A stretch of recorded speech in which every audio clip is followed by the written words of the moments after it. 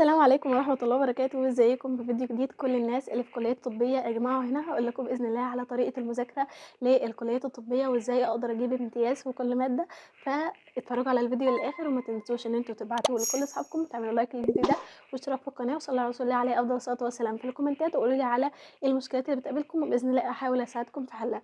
ويلا بينا نبدأ الفيديو. بالنسبة لخطوات المذاكرة، فأول حاجة أنا باسمع محاضرات خارجية عن محاضرة الكلية. بالنسبة لي لو بدأت بمحاضرات الكلية فأنا مش بافهمها، ولكن لو بدأت الأول إن أنا سمعت محاضرات خارجية فبافهم الموضوع اللي بتدور حوالين المحاضرة، وبعد كده أبدأ إن أسمع محاضرة الكلية بحيث إن هي بتكون أكتر حاجة مطابقة للكتاب اللي معايا اللي أنا باذاكر منه. فأول حاجة إن أنا باسمع المحاضرات الخارجية، بيبقى في مصادر كتير خارجية أصحابنا الأكبر مننا يعني بيوفروها لنا علشان نذاكر منها. زي مثلا دكتور عبد المتعال في الفارما، دكتور سامح غازي في الأناتومي، وهكذا المصادر اللي احنا بنعمل عنها فيديوهات ديت. فالمصادر دي مثلا انت عارف ان انت النهارده عندك العظام بتاعه الجسم مثلا، فهتجيب مصدر من المصادر دي يشرح لك العظام دي، وبعد كده انت بتتفرج على محاضره الكليه، سواء ان انت بتروح حضوري المحاضره بتبقى مسجله وده بيبقى افضل. يعني لو انت مش بتفهم من الحضوري فخلاص ما تحضرش عشان توفر وقتك، لان ساعتين كتير قوي ان انت تقضيهم وانت مش فاهم اي حاجه. ومعايا قلم فسفور مختلف عن اللون اللي انا يعني بكتب بيه، والقلم الفسفور ده بعلم على كل الكلمات اللي انا مش عارفاها وبروح اترجمها. انا بترجم من على الديكت بوكس. ساعات حاجات تانية بيبقى افضل ان انا يعني اكتب اسمها على جوجل بحيث ان هو يجيب لي ليها يعني مصطلح علمي كامل يفهمني الحاجه دي كويس، او صور ليها بحيث ان انا اقدر اتخيلها لو هي عضلات او عظام او كده ابقى فاهمه الموضوع اكتر. فده بالنسبه لان الاول القراءه الاولى بحدد ايه الحاجات اللي انا مش فاهمه معناها وبكتب معناها فوقيها. طيب انا كده قرات القراءه الاولى دي بتاخد حوالي ساعه. ايوه يعني انا من الناس اللي بطيئه شويه في المذاكره، عشان كده ساعات كنت باراكم كتير أوي اللي هو باتأخر عن الكلية، ولكن في الآخر أنا مثلًا مراكمة حوالي 10 محاضرات، لكن ال10 اللي قبلهم أو ال20 اللي قبلهم هُم متذاكرين كويس، فاهمينّي إزاي؟ بس لو جه امتحانات فأنا عارفة خلاص إن إحنا عندنا جدول الامتحانات في مادة قدامها أيام قليلة، فهي المادة دي اللي باحضّر لها من قبلها بكتير إن أنا أكون مخلّصاها، بحيث إن أنا الأيام القليلة دي يا دوب هاراجع المادة. أنا من الناس اللي عادةً مش بتفهم المحاضرة من أول مرّة ولا بتفهم حتى الchapter من أول مرّة، ممكن حاجات أصلًا ما افهمهاش في الأول وآجي أفهمها وأنا خلاص باراجع، وفي حاجات مش بتتفهم خالص يعني غير بعد ما بتاخد التفاصيل بتاعتها في السنين اللي بعدها. فعادي خالص ممكن في الأول حاجات ما تبقاش فاهماها، فأنا الحاجات دي كنت باعمل إيه، كنت باحط sticky note جنبي، والحاجات اللي أنا مش فاهماها باقوم كاتباها في الsticky note دي بحيث إن أنا أبحث فيها يعني على جوجل أو على ChatGPT وهكذا. فالحاجات ديّة أنا ما كنتش باخلّيها توقّفني أو تعطّلني عن المذاكرة. تالت حاجة وأهم حاجة هي الإسكيمات. الإسكيمات من الحاجات المهمة جدًا، يعني اللي هي النيمونكس أو الكلمات المختصرة. من أشهر الناس اللي بتعملها طبعًا الدكتور عمرو البركي، بيقول نيمونكس كتير، وطبعًا كل الدكاترة اللي بيشرحوا بيقولوا نيمونكس عشان تسهّل علينا المذاكرة. فبالنسبة لي الحاجات دي مهمة جدًا، وإنك تثبّت برضه الإسكيمات اللي أنت بتقولها. يعني مثلًا الدكتور أحمد الجوري كان دايمًا يقول لنا إيه، الزند قصاد الصابع الصغير والقوقرة قصاد الكبير. حرفيًا دي أنا لسه كنت يعني مستمرة إني أعملها لمّا خدنا برضه العظام في سنة أولى، وتثبيت الإسكيمات وإنك ما تغيّرش من إسكيمة والتانية. دي حاجة بتساعد إن المعلومة تثبت في دماغك. تمام. تالت حاجة برضه وهي إن إحنا نعرف يعني لكل مادة النمط المناسب لمذاكرتها. يعني مثلًا الanatomy من المواد اللي بتعتمد على الرسم، إنك ترسم الرسمة بإيدك، حتى لو رسم كروكي يفهمك شوية الكلام اللي بيحصل في الكتاب. فديّة حاجة بتساعد جدًا إنك تلِم الموضوع. بعد ما قرأت المحاضرة وخلاص فهمت معظم الحاجات اللي أنا مش عارفة ترجمتها، وطلّعت الحاجات اللي أنا مش فاهماها خالص عشان دي هابحث عنها بعد ما أخلّص، هابدأ إن أنا بقى أقسّم المحاضرة صفحات أو عناوين مثلًا، وكل عنوان أنا بيبقى معايا ورقة خارجية باكتب إيه أهم كلمات في العنوان ده أو أهم الجُمل في العنوان ده.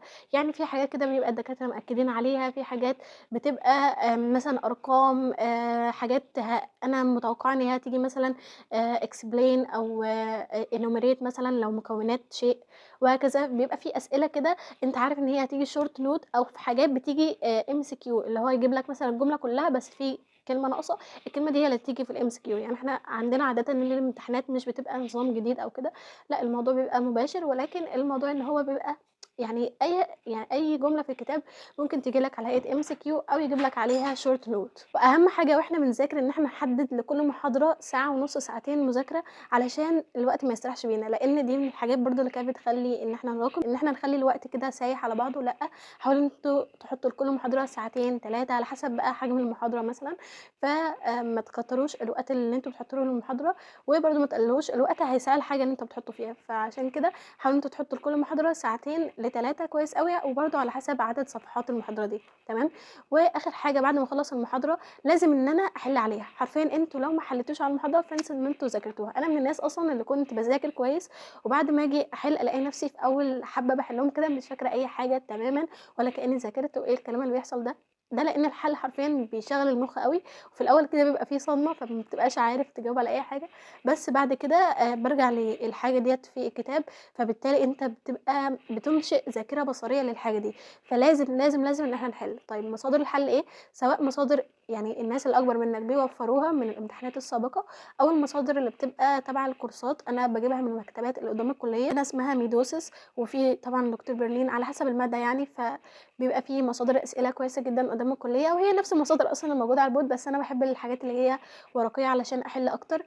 وآخر حاجة طبعًا في المصادر إن إحنا ندخّل المنهج على ChatGPT وهو يعمل لنا أسئلة، ودي أنا جربتها وحلوة جدًا. ونفس الأسئلة فعلًا اللي برضه أصحابنا بيبقوا موفّرينها هي الأسئلة اللي بيعملوها أصلًا من على ChatGPT. لازم تحلّوا أسئلة، لإن هي الحاجات أصلًا اللي بيركّز عليها الكورسات، إن إحنا نحل أسئلة كتير، لإنها بتساعدك إنك تتذكر المادة، وفي نفس الوقت الأسئلة دي مش بتتغيّر كتير عن الأسئلة اللي بتيجي لك already في امتحان آخر السنة. آخر خطوة وهي خطوة إضافية شوية، ولكن أنا كنت باعملها وحسيت إن يعني عملت معايا فرق كبير، وهي خطوة التلخيص. شايفين أنا صراحة مش من الناس اللي هي كانت بترجع للتلخيصات اللي هي بتكتبها. التلخيصات دي بس كانت عشان بتلم المادة في دماغي، وما كنتش باعملها برضه في نفس اليوم اللي أنا باذاكر فيه الحاجة، لإني ما كنتش بالحق غالبًا إن أعمل كل الكلام ده في يوم واحد. فغالبًا التلخيصات دي أنا كنت باعملها في الأيام بتاعة الامتحانات أصلًا، علشان كانت بتلم معايا الدرس في صفحة واحدة زي ما إحنا شايفين كده. ممكن ديّة يكون تلخيص صفحتين أو 3، اللي هو باكتب العنوان واطلّع منه الأسهم دي. يعني دي مثلًا كانت دي كان histology، ودي histology برضه. فالحاجات دي بجد كانت بتفيدني جدًا إن أنا يعني أذاكر المادة كويس، وفي نفس الوقت ألِم الحاجة في دماغي، لإن الكتاب بتاع الكلية غالبًا بيبقى مش أحسن تنظيم أوي، فبيبقى العناوين كده سايحة ورا بعضها. فباحب إن أنا أجمّع الحاجة كلّها في ورقة واحدة. شايفين هي مش منظمة، مش بارجع أصلًا أذاكر منها، ولكن هي بتلم الدنيا في دماغي. وصراحةً أنا حسيت بفرق كبير. أنا ما كنتش بالخّص كل المواد في الترم الأول، الترم التاني كنت بالخّص أكتر، وحسيت بفرق كبير في درجات أو في أدائي في الترم التاني عن الترم الأول لمّا بدأت ألخّص والتزم أكتر بالخطوات اللي أنا باقولها لكم. أول حاجة بالنسبة لمادة الanatomy اعرفوا إن هي مادة بصرية بشكل بحت، وبشكل كبير جدًا بتعتمد على الرسومات والأطلس طبعًا والحاجات دي كلّها.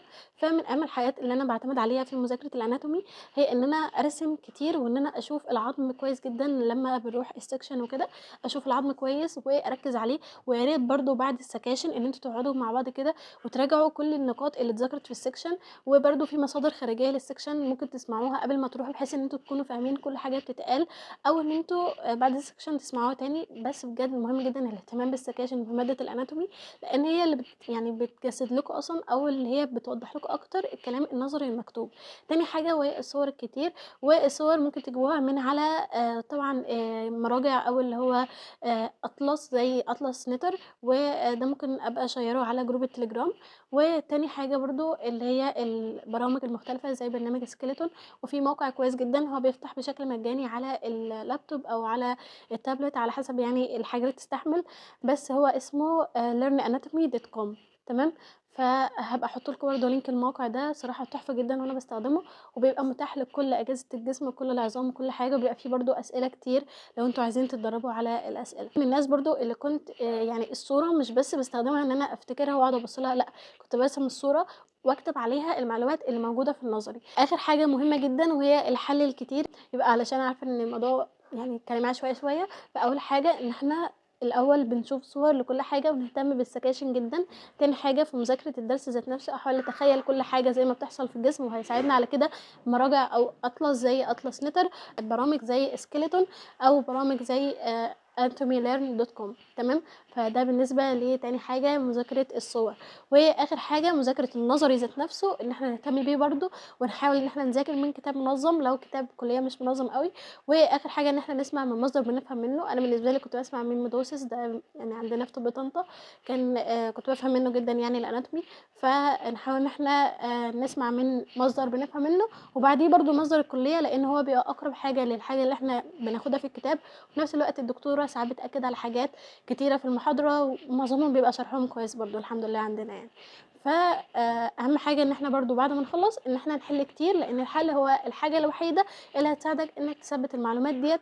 واخر حاجه وهي التلخيص. التلخيص ده بحاول ان انا اجمع فيه الحاجات اللي ليها نفس الطول، الحاجات القريبه من بعض مثلا، او الكلام اللي هو بيبقى فيه مقارنات. التلخيص والمقارنات مهمه جدا جدا جدا في الطب، وطبعا بتيجي اصلا كاسئله يعني. وحل اسئله الامتحانات السابقه، ونحاول ان احنا نطلع من اسئله الامتحانات السابقه ديت، يعني نكتبها كده في كتاب. يعني مثلا هتلاقي في اسئله الامتحانات السابقه اسئله تعلل معينه، فاكتب علل على نفس الجزئيه ديت في الكتاب اللي انت بتذاكر منه. اتمنى تكون الفكره دي وصلت. يعني مثلا هيجيلك في الاسئله بتاعت اخر السنه يقول لك enumerate structure in the body that measure 25 سنتيمتر. يعني اكتب اجزاء في الجسم يعني طولها 25 سنتيمتر. فانت هتيجي برضو في الكتاب وتكتب نفس السؤال ده باجابته، بحيث ان انت تحفظه. بيبقى برضو في مصادر كتيره جدا على التليجرام بتبقى مجمعه الحاجات ديت، فممكن انك تنقلها عندك وتطبعها. فحاجه زي دي بتبقى مفيده جدا. حاولوا انتوا تذاكروا بذكاء، ما تبعدوش قوي عن منهج الكليه بتاعكم، لان بجد الناس اللي بتبعد عن منهج الكليه انت بتفهم كويس جدا، بس في الاخر مش هتجمع درجات كتير. وصدقوني مهم جدا طول ما انتوا في مصر ان انتوا تجمعوا درجات.